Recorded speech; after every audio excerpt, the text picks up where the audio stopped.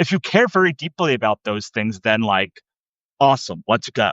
But if you don't, that's okay. Like, here's other resources that you could have. Russell and I thought we would jump on and talk drip campaigns. Well, I've always called them nurture sequences, but I think I think we're saying the same thing. So the idea is that we just hold space a bit for this new tech that we've been given by Substack and chat to you about it all. If you don't know me, hi, I'm Claire Venus. I am an engagement consultant, or audience development manager, Substack expert, and I co-authored How to Build a World-Class Substack, the book with Russell that came out last year. And we've been riding the Substack wave, Russell and I. We love it as a platform. We love to talk about it. We love to give you guys insight and stuff. So when the drip funnels came live, I said to Russell, this is really exciting. Do you have it yet? Let's chat. And so he was like, let's do a live. So here we are. So I think, did it only come out on Friday, Russell? We're like so fast with this, aren't we? Yeah, I think it came out Thursday or Friday last week. Hi, Mm. everyone. I'm Russell Nohelty. I'm a USA Today bestselling author. I write books about fantasy and magic, and also how to make money on books that like have fantasy and magic and such in them. So, and I run the Author Stack, which is a publication for author success. And I have always been very high on nurture sequences, automation sequences, indoctrination sequences, drip sequences, whatever you want to call them, because my goal is leverage. Mm. And what I want to do is I call it pitching a perfect game. So like people that don't like doing automation sequences, which is just so you know, like when someone enters your publication, you get like after one day they get this email or this email or this email or this email. And the problem is that they're the same people who are saying nobody knows who my publication's about. And so it's like, well, obviously, because like you're just dropping them into the middle of like chaos and like Yeah. expect them to just figure it out. And like, sure, the about page is helpful, your hero post is helpful, but like you need to have a way for people to understand what's going on here. And like the Mm. best way to do that is by telling them in a series of emails. Like, even if all you do is um take your about page and just cut it up in Mm-hmm. like we call it a sideways sales letter, because no one's going to read your whole about page. But like even if you just take that and break it up into four or so emails, 3 to 5 emails, you will find that like people suddenly understand your publication. And so I've had automation sequences for like a decade plus. I hate that Substack hasn't had them. I've run them off of Hit with with like Zapier integrations, and so like this solves about 75% of the problems I have with Substack with just this one thing. Yeah. And so in that, so when I was in your world, I was in your world for a while, I think, before I ended up in a sequence. And so it can be really tricky for us to think about a singular person that is in our Substack world that needs to know about our wider ecosystem, because sometimes Substack is like a specific thing or a specific piece of writing that we do. I'm just going to be a minute, darling, okay?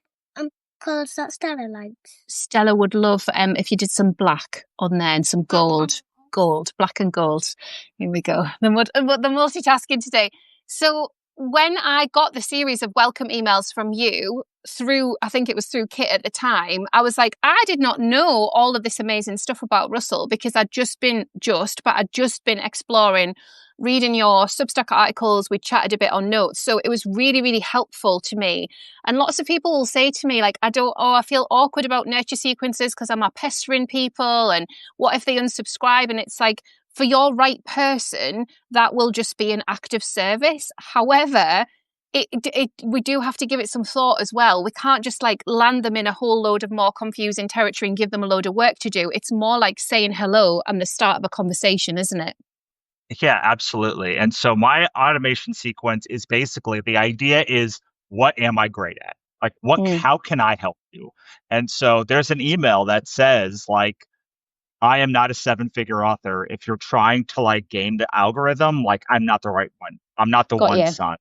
There's Yeah. another one that's like, what are the best posts? Like, where can I go to like find the most value? And like, there's another one that says like, what am I great at? And it Mm, just lists things that are like, okay, like if you aren't in these categories, then like you probably aren't in the right place. And like, I want mm-hmm. you to be in the right place.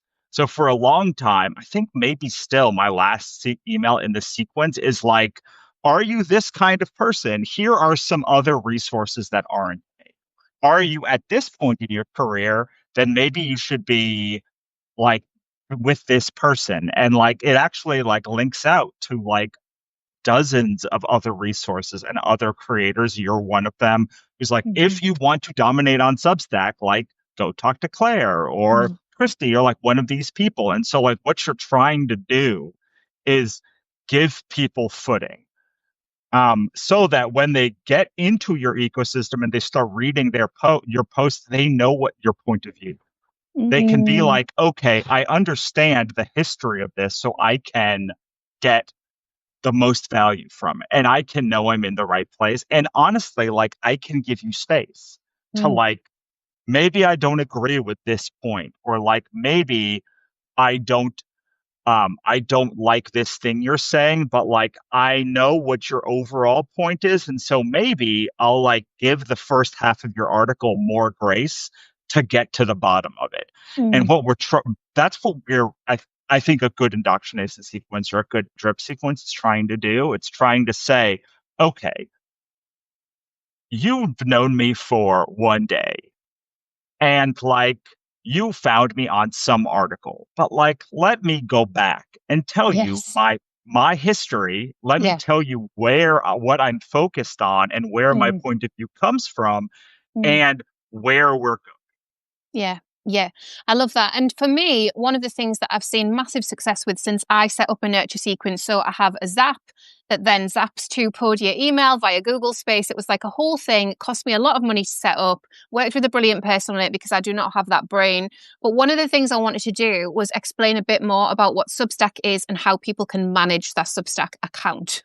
Because I don't want to talk about that stuff with anybody. And I knew from the bestsellers chat that lots of us with bigger audiences have a lot of those conversations, which just become very wearing actually on us because we want to be showing up and writing the articles, hosting the classes if that's what we're doing and doing the work and not explaining how to navigate Substack and how to find things. So there's a little bit of a job that we can do, a piece of a job that just helps people to understand how to manage their account. So I'll just use a /account and then say, if you go to this Sparkle on Substack /account, it'll take you to the place where you can manage your account, manage the sections if you want to toggle any sections on, all of that good stuff.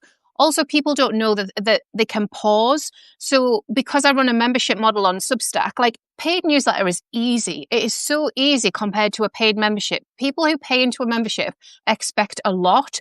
And so even though they might have only paid you £10, £20, $25, whatever it is, they could take up a lot of your time and we're only one person. So in order to scale sustainably and have people feel held as well, you have to sort of say to them, okay, like Russell said, here's the A to Z. Here's a beginner's course. Like I give all of my paid subscribers a beginner's course that drip feeds over 4 weeks. So they can literally be drip fed the lessons and then get a bit of a firmer footing. And then in all of that, once they have that, it's just cut my customer service right down. Like it has been the dream. So even though it cost me money to set up, because the delivery's been high and people understand, and I do a little screen share video to help, people understand it means they're not asking me those questions. And if they want to pause their subscription and not cancel it, they understand how to do that. So I'd like to say that it cut cancellations down, but I just don't think I'm in that phase of my work. I think it's really hard with churn at the moment because of the economic downturn. People are cutting subscriptions, so it can be quite challenging to replace the people that want to churn out and that have been in a space as long as they want to be in a space. But I think, it's specific, isn't it, to your way of building. And so anything that we can do that give people the tools to help them navigate and deepen their experience of us and our work is brilliant in my mind. And I put the link in for that article because some of you haven't got this feature yet. So I wrote an article with screenshots that say what Substack will be giving you really soon. So they usually roll it out within a month or two. So you've got that there so you can have a look. But Russell, you have been experimenting with it, haven't you? Saying hello. Yeah, I mean, I've been experimenting in a bunch of ways. So here's before I tell you how I experiment with it, I think I would be great to give a couple of examples of how you could Mm, do this. Okay, so um, everyone has access to their dashboard, all of the posts that they've done, and you can see how many of them, how many people viewed it, how many people commented, like you know what your best posts are. So even if you just write 3 emails with like, hey, here's one of my best posts. Here's my other best post. Here's another best post. Like you could just, that could be your whole sequence. You could say the first one could be like, hey, how are you doing? Like, I'm glad you're here. If you have any problems, go to our hero post. It'll have the index, blah, blah, blah. And then say at the bottom, I'm going to take a little bit of time in the next couple days to show you some of our best posts. yeah. And like, so some of the things that people have resonated with the most. And Mm, ones that I think give you a great breadth of like the knowledge that you're going to get here. Um, so that's one. A second one is people think. So there is an expectation how books were taught. Book marketing was taught for a long, long time made the assumption that by the time somebody came to your book, they already knew about you. mm, And I've always thought that was a really bad way of thinking about it because, like, Stephen King sells 100 million books. There's 8 billion people in this world. There's whole countries that probably don't know who Stephen King is. And mm, so making the assumption that someone's going to come to my work and know who I am mm, is probably not uh, that's probably not going to happen, especially at the beginning of your career. So, one of the things I teach authors to do is make a case for your book. And that mm, is why should somebody fall in love with it? So that's like, here is the genre, here are the characters, here's why I made certain decisions, here's the theme. So, like, you could do that whether it's a fiction Substack or for your nonfiction. Like, these are the themes we talk about. If you go to my hero post and my automation sequence, it says the same thing, which is the author stack tries to give you agency in a world that is determined to take it away from you. And love so, that. like, that is literally all of my work, fiction and nonfiction, is about that thing. And so, when someone comes to my publication, I want them to know that my publication is about giving you agency. If you were looking to have a bunch of relatable posts that like make me look silly, or like if you're looking for like inspiration, like I'm not the one, son. I am going to give you a bunch of tips, tactics, mindset tricks that are going to help you get agency and autonomy and like be able to have a career or a life that is like in your control. And if you don't care about those things, if you care very deeply about those things, then like, awesome, let's go. But if you don't, that's okay. Like, here's other resources that you could have. Yeah, and I love that Uh, reconfirmation in your work. So I've not heard you articulate it like that before, I don't think, but that clarity was just like bam, like of course that's what you do. That's incredible. Like I love that clarity about it. And sometimes it takes a while for us to get to that so that we can clearly signpost that and know. And then the drip sequences become easier because we're just reconfirming that overarching, this is what I'm going to help you do, this is what I'm going to inspire you to do, this is what you're going to find here. So it's all of that kind of gorgeous stuff. I wanted to ask Russell, because we chatted about this briefly. Usually what you would do in an email service provider is you would send somebody through a welcome sequence, a nurture sequence, and then based on the actions that they took, something would happen. Whereas with Substack, I'm not yet clear as to whether we can hold off sending anything else until they've come out of the other side of the nurture sequence. And if we can't, is it then better to sort of squeeze that and say, hey, I'm going to send you a daily email for 4 days. So you're going to get to know me, and then, do all the other signposting that we've talked about. What are your thoughts on that? yeah, I didn't do that. I've done it like every 3 or 4 days between the two of Okay. the two articles, but I think it depends on how often you send. So this is another Mm, part of this. So mm, if you send, let's say monthly, like everyone who comes into your email between day 1 and day 30 of that month is going to get 0. Yeah. So, like, you probably want to spend some time with those people to be like, here's what you're going to get. Here's the Mm, archive. Like, we're not going to go away. Whereas if you're posting daily already, like, you might not actually need like a deep, the first welcome email might be enough for you. yeah. Um, so I think it's going to depend. I think that in general, when you do the one day after each one, it gets the people who are really committed, like even more committed. But Mm, people who are on the fence or maybe a little bit wary or maybe a little bit jittery, they end up being I'm they end out. up Yeah. running away. And Yeah. so maybe that's okay, but like most people are in that squirrely middle between like I love you and I hate you. And so like I'm not sure yet. Wait, hang on a second. You just blew my mind. Yeah, no, I get it. Yeah. Hmm. right. And that's another thing. If you do a lot of mind-blowing posts, like that's the goal, like that's what I want to do. If you're constantly giving them like Mm, a a big reframe, like which is like a big core of my work. You think the universe works this way, it actually works this way, and here's how to take advantage of it. Like, yeah. you can't give, like, it doesn't make a ton of sense to do 50 of those posts in a row because they're exhausted by the third Yeah. one. So I think in general, I think probably every 4 to 7 days is good. 3 to 7 days, maybe, unless you are trying to get them to upgrade and you're willing to be like, look, if you're not going to upgrade, I don't even care. I don't even want you here. Like, I just want like because like, so what we've been taught as authors and writers is like Amazon is very good at the easy sale. So like we had a rule back when I was a sales manager that out of 5 people you talk to, one will buy from you no matter what you do, one will not buy from you no matter what you do, and success and failure is how you combine the other three. But like retailer sales is only really good at this one, which is Mm, you had a book about you read a book by Claire. Here's another book by Claire. Here's a book that are books like Claire's book, but like it does not do anything with nuance. And most of success comes from like how you can deal with nuance and how you can get in the middle. So, um, I say that like probably doing one a day is going to turn people off more than it turns people on mm, unless you are really, really, really targeted at like one specific need.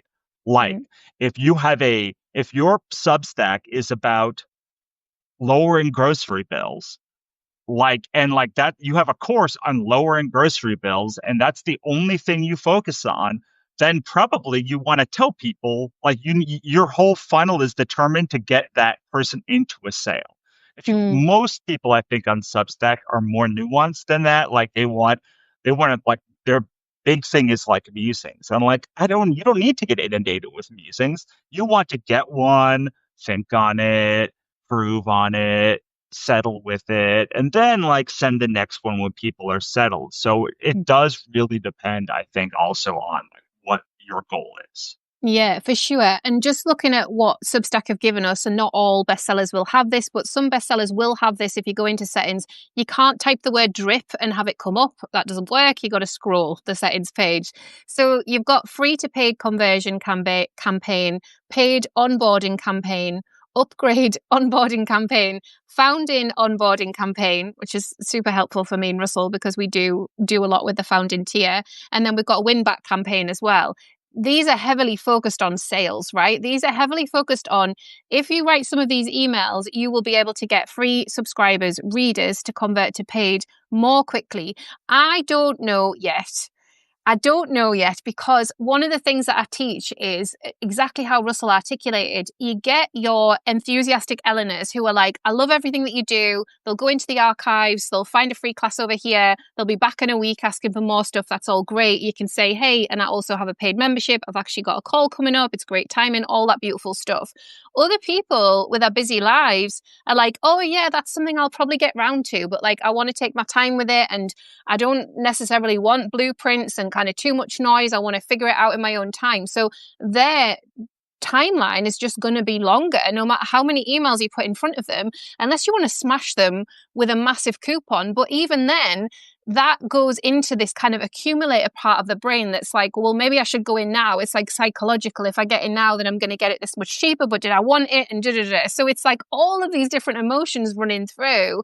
And then usually what I find happens is, when I do those campaigns, and I don't do them a lot, is people say, I've been meaning to upgrade. I've Right. been seeing your stuff. I've been reading your work. I've been meaning to upgrade. And so it's that push where certain people will be like, oh yeah, great. Like I can get it a bit cheaper for a year, or I can lock in the 2025 price, whatever it is.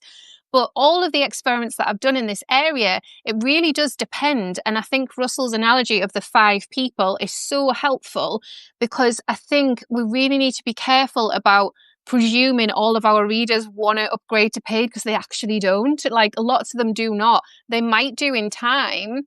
That's just a different timeline. It's a different way of thinking about it. Lots of our readers just want to be readers. And that's also what we're offering as a service. Yeah, I mean, this is getting a little bit off topic, but like, I also think that we should not think all readers want another subscription, but they Mm. might want another book or product, Yeah, or like a class or single something. one-off Yeah. product. And Mm. so, like, I've written a lot of books, so I could be like, "Hey, are you having a problem here? Here is a book. You can read it in my archives, or you could just buy it." And Yeah. like, I've done this, what, my 12th or 13th book that I've done myself, and then like I have a total of 19 or 20 that I've written when you consider um uh, uh um like the co-writing. That's the word I was looking for. That's the one. Yeah. And like, I can tell you that like the people that buy the subscription often buy the products, but there's a Mm. ton of people who buy the books who have never, even though there's so, if you look at my archive, if you look at my resources page, there is just an a trove of information that ranges Mm. from like books to the master class we did Mm. Mhm. to a digital bot that like has been trained on all of my work exclusively that you can interact with. And like, still, people would rather have the one-off product of a book because psychologically they don't have to ever pay for that book again. That is the Mm. thing now. So I Mm. also think there's a method. So one of the way I think about books is a lot of my books come from the archive. And like, I have a book on capitalism, I have a book on publishing, I have a book on author ecosystems. All these were like based on archive stuff from the from the thing. And how I will now bring this back to drip campaigns. If there is a thing that you are focused on, then it behooves you to uh, make that case. So like, I had a whole drip sequence just about the capitalism book, which is like, hey, this is why you should care about this book. Here's the articles that it came from.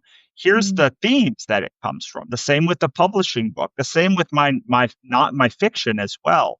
And then you have this little section on your website that you can make a section that's like, hey, are you Mm. here for capitalism stuff? Because I have a whole like series of articles on this topic. It doesn't have to be a book.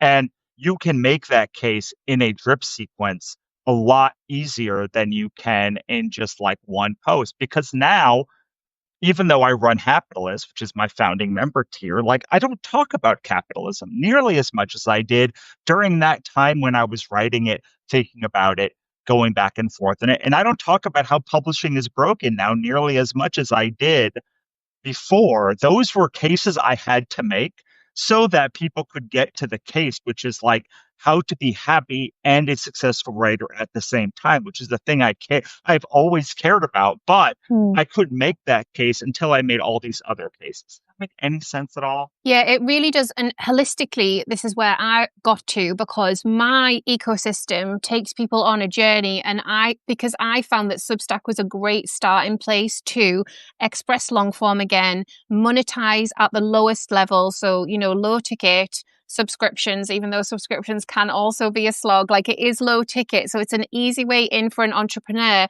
And then people move through and then finish in the Substack for Business course. And the reason that people finish in the Substack for Business course is because people then realize, okay, if I am not an author with hundreds of thousands of subscribers, I will not then be a well-paid author, or I'll not then be a well-paid Substacker. Like, you do need the volume of readers and people on different places within their journey to monetize and make a part-time or a full-time living from that, one that feels really good to you, because obviously there's a lot with mindset with the subscription model.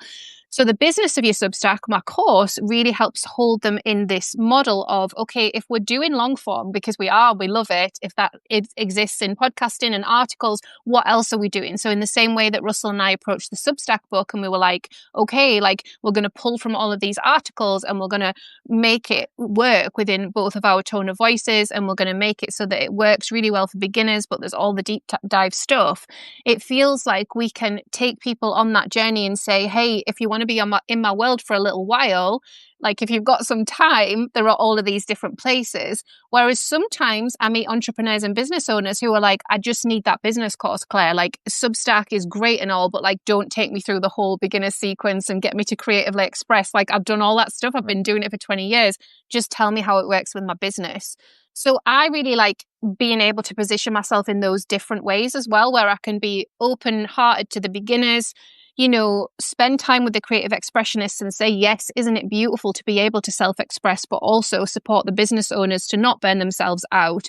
And I think with drip campaigns, we do get to share some more of that nuance, because we've got time to build up that picture with people, whereas one welcome email, it would be really difficult to get that across, right? Yeah, absolutely. I see several questions about like actually showing a drip sequence. So I'm just going to turn this around. I was listening to you, but I was also trying to pull up this Yeah. drip sequence. And this is the only way I can think to do it currently. So I'll I'm going put to the show link you in as well. That's awesome, Russell. Thank you. I'm going to show this win back campaign first, because it shows, even though the idea is, no, I don't want that. Okay. That even though the idea is, here we go. The idea is winning somebody back once their subscription ends. So you can see, here's the trigger. There's a wait of 30 days. So someone has stopped being a paid member. You can only go up to 30 days, I believe. Yep, up to 30 days. But then look at this email that I send. It's very short. It just says, hey, you canceled your subscription. Are you still okay? Hope you're all right. Like, here's a book to download. So like, it's like, yes, this is the thing that they say you should do, like to do a win back campaign. I don't actually care about a win back campaign in that same way. Got you. So now it's been 2 months and it says, hey, it's been a bit. You still all right? Everything okay? Like, can I help you in some way? That's literally the whole email. There's not even a link to like rebuy in here. I just like, if you just reply like to a me and you have a check-in. problem. Yeah. And honestly, so this is so I'll show you another one if I can. Is it going to bring me to the right place? I hope so. Okay. So the idea of, come on, man. The idea of the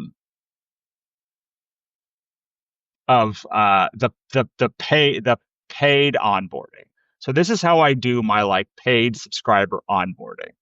My assumption is that paid onboarding campaign is that you know what you want when you first go paid, because like you went paid for a reason. So right. Yeah. you can see this is the same email every single month that I send out. I put it out for a year. And the email says, hey, what do you want to prioritize? Here's a list of all the things. These are all the resources that you could possibly use. Every month, I send this email out, mainly because I want them to remember how many resources they have access to and why Yeah. they are paying And me how money. high value it is. Yeah, absolutely. It's Right. amazing. Mm-hmm. So this is literally the same email. I send it every single 30 day. I have it set up to be every single 30 days for a year. You get the same email.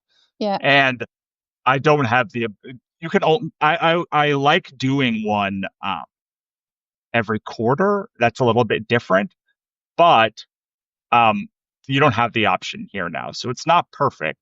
And Mm. then you probably want to see the free to paid conversion campaign because this one is each email is unique. So, first email that they get is, "Hey, welcome. This is something that this is a best practice that you should do. Ask them to reply with something and put it in your priority inbox. These two things are pretty important." And then I just kind of take them through. You have a thing called a happy compass. This is where all of our stuff is between. Here is the most important resource, which is this framework that we've done. Um, then so it's just like, hey, here's your footing. Then I share with you the path of why you should consider joining a paid subscription. Here's all the options that you have. Here's all the resources. Here's when you would use them. Do you want to upgrade to a 7-day free trial? And it goes on like that for a couple more emails. But the idea is basically most of this stuff is our information that you can find on my about page and or my hero post.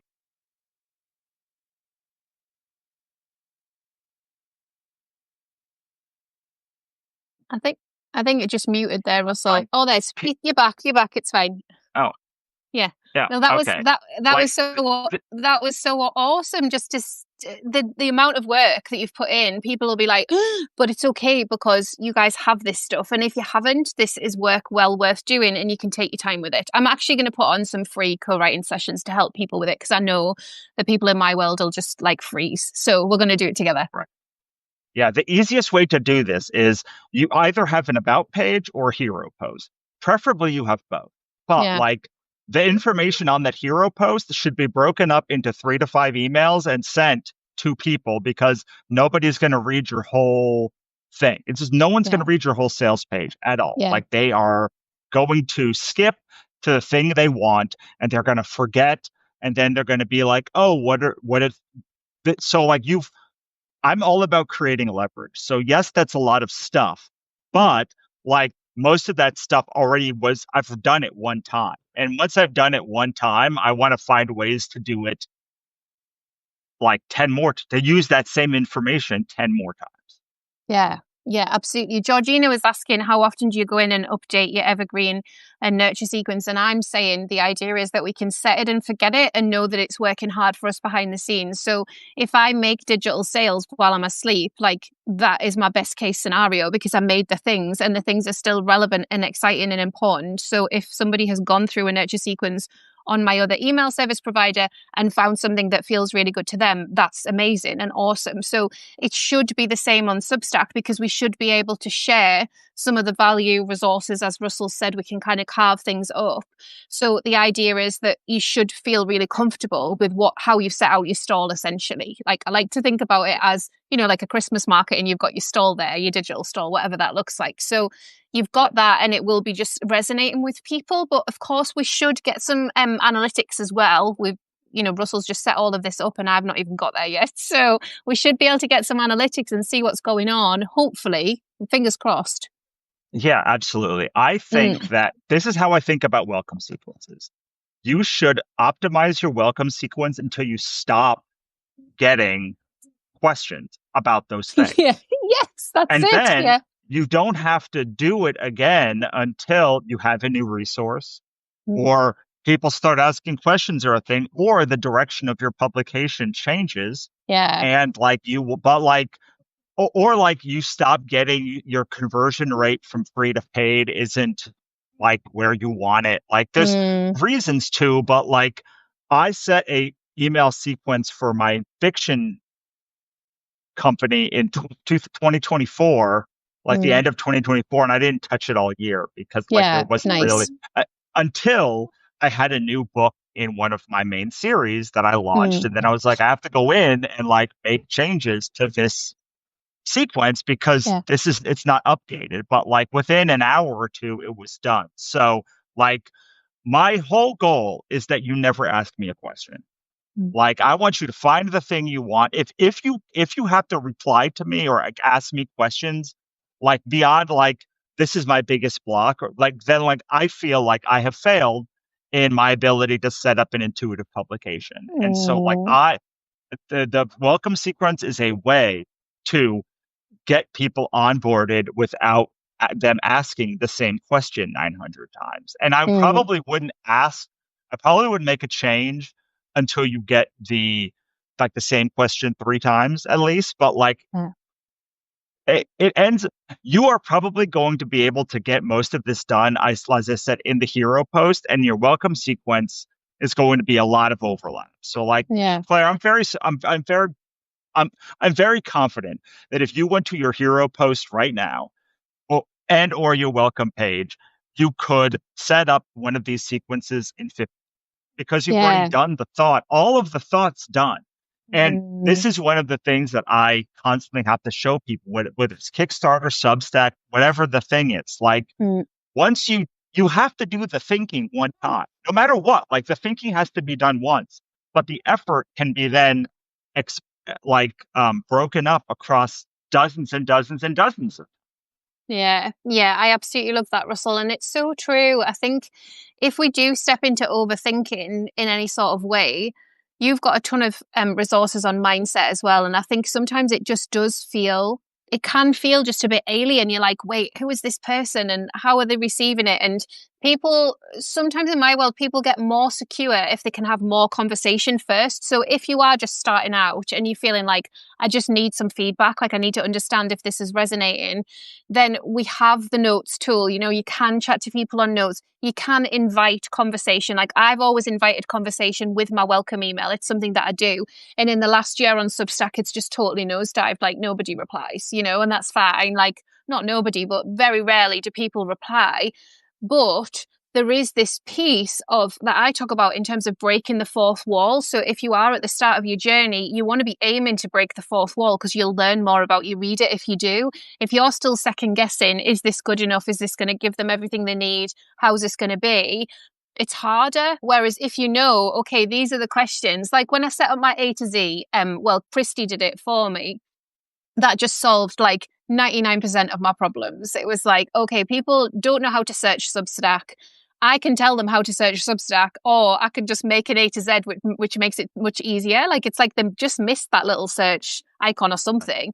So A to Z is like so obvious, isn't it? But that is linked in like every place possible, and it will be linked in the drip emails as well. So it's things like that, isn't it? And just unpacking it so that you feel like it's an opportunity for connection. It's an opportunity to speed up the timeline, the nurture timeline, so that people are receiving more about you and more about where they can find your work within Substack, but doesn't have to be. You know, you can utilize this to take them into other places as well. And it should give you some more data and help you to understand. There's no way we can build big audiences online if people constantly ask us questions. Like there just isn't. Me and Russell have been there. It's deeply unpleasant when it hits like a tipping point, deeply, deeply unpleasant because it's like, oh my goodness, like I'm just in my laptop like all of the time. So we have to have boundaries around that stuff. So the expansiveness of being able to hold a version of ourselves that drips through in lovely emails and hopefully increases open rates. I'm hopeful it will, because people will obviously have that connection to us and the deliverability should be better. These are all things I'm banking on. I just think it's a wonderful thing and we've wanted it for so long. So we're very pleased, but don't get yourself overwhelmed. Read more of Russell's resources. Watch our masterclass together, The Secrets of Substack Bestsellers, because we do talk about holding more in that and we talk about the holistic, being business owners, being Substackers as well. And if you want to come along to those classes where I am just literally going to set up, okay, like we're going to do some writing together. This is the way that I'm going to approach it. And we're just going to body double and get the stuff done. But Russell's right. It shouldn't take too long. We're not going to overthink it. Promise. Yeah, like I say, my friend told me that one of the things that I said to her recently, like really affected her when she was setting up her web store. So the thing is, like, what can I do in one day? How can I make Mm, this done in one day or 1 hour? mm, Because like once you when you if you're like, oh, I have an hour, like the next hour could be the thing that you. But the one thing that I will say when we before we get off here is a parable maybe. So my wife and I were heading to walk our dog.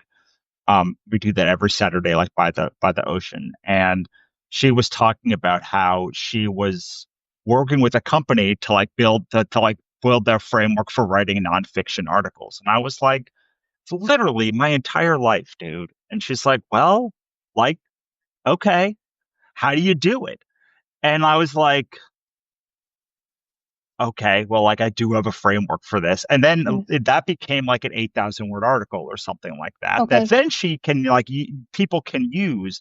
So Mm, like I say that because again, these welcome emails, these emails can be things that you're like, wow, that was a really good response that I made to like this thing.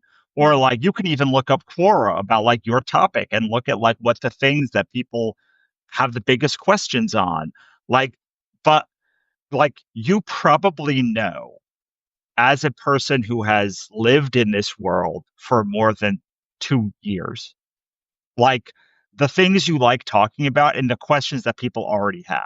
So you can just say, okay, what are the questions I get asked the most, and how can I do one thing? How can I make an email that answers this question so people can find what they're looking for? And those can become those posts. You can make those as posts, then those posts can become a welcome sequence. But like you have your just because you're starting a publication, let's say today, doesn't mean you haven't been thinking about this topic a lot. And you've probably been responding to similar questions about the things that have happened in your life and other people's lives, how these things connect. You probably know the things that like people need to know before they really get what you're trying to say. And your job with the welcome sequence is to say, okay, assume that you don't know anything about me. All you did was boop on my publication and click subscribe. How can I make sure in 3 to 5 emails that you can go from, all right, man, I'm ready to make a change, or yeah, man, this is exactly me, or like, yeah, like how can you turn somebody from not knowing who you are into an advocate and evangelist for you without and make sure they don't have to keep asking you questions about the same topic. mm, I love that. And I love the simplicity of it as well. I think it will resonate for a lot of people. I know a few people are planning on catching the replay, so I'll post that into my live chats section over at Sparkle and Substack. And I just want to say thank you to Russell for sharing his brain, turning the screen around and really helping us get into it, because this is decades worth of experience and we've just like had that from Russell. So I'm really grateful. I definitely felt super excited when the campaigns rolled out on Thursday, but then felt slightly overwhelmed. Like I've only just set all of this up through another system and another sequence. So it was like, okay, I'm going to give this some thought, but not too much thought. So this has really helped me as well. Thank you, Russell. Eternally grateful. If you haven't got our book yet, How to Build a World-Class Substack, it is available wherever you get your books. You can have a paperback copy or a digital copy.